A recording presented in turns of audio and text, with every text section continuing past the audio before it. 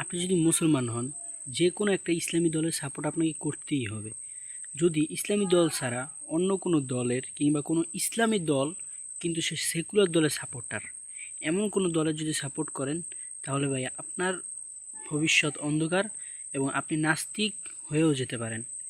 এবং নাস্তিক নিঃসন্দেহে, তবে ওই যে বললাম না, ইসলামী একটি দল কিন্তু তারা সাপোর্ট করতেছে একটি সেকুলার দলকে, সেই দলের একটু সন্দেহ আছে ভাই, বলা তো যায় না, বুঝেন নাই?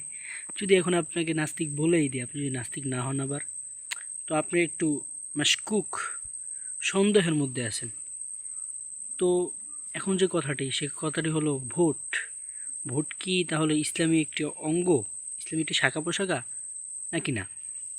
ইসলামী ভোট বর্তমান সময় অনুযায়ী ভোটকে আলেমুলামারা অনেকভাবে দলিল দেয় যে এটা ইসলামী একটি ফরা, ইসলামী একটি শাখা, এটা দিতে হবে, না দিলে গুনাহ হবে, এবং এটা দিলে নবীও ভোট পাবে। এগুলো কেন বলে ভাই? এগুলো আপনাদের শুধু বোঝানোর জন্য বলে, ঠিক আছে? এগুলা মূলত ইসলামের বিজয়ের জন্য বলে, এটার জন্য এটা না যে তারা এটা নিয়ে ইসলামী ব্যবসা করবে। হ্যাঁ, তারা ব্যবসায় ইসলাম প্রচারে ধর্ম নিয়ে রাজনীতি করতেছে, ধর্ম ব্যবসা করতেছে, এরকম কিছু না রে ভাই। তো মূল কথাটি হলো ভোট এটা ইসলামী কোনো অঙ্গ না। এগুলো তারা বলে কেন? তারা আপনাদেরকে বুঝাইতে চায় যে ভাই, যে এই ভোটটা দিলে ইসলামের একটু উপকার হয় আপনার, ঠিক আছে? ইসলামের কোনো ক্ষতি হচ্ছে না, এটাই ইসলামের একটা উপকার হচ্ছে। কিন্তু ভোট ইসলামের কোনো অঙ্গ, কোনো বিষয় না, ইসলামের কোনো শাখা প্রশাখা না, ইসলামী কোনো বিধান না। ভোটটা মূলত কী? তো আমি প্রথমেই খণ্ডন করছি দারুল উলুম দেওবন্দ এবং দারুল উলুম করাচি থেকে দেওয়া ফতোয়া, যে ফতোয়া বলা হয়েছে ভোট দেওয়া এটা সাক্ষী, অর্থাৎ শাহাদাতের মতো। সাক্ষী কাকে বলা হয়? সাক্ষী বলা হয় যে আপনি সরাসরি দেখছেন যে সে ভালো, সে খারাপ, সরাসরি আপনি দেখছেন সে অনেক ভালো, তাহলে আপনি হবেন তার সাক্ষী। তো আপনি দেখেনই না সে ভালো না খারাপ, সে কি, হ্যাঁ, এটা আপনি দেখেনই নেই, এবং শুধু আপনি শুনছেন। শোনা বিষয় তো সাক্ষী হয় না যে সে ভালো, সে অমুক ভালো, সে তমুক ভালো।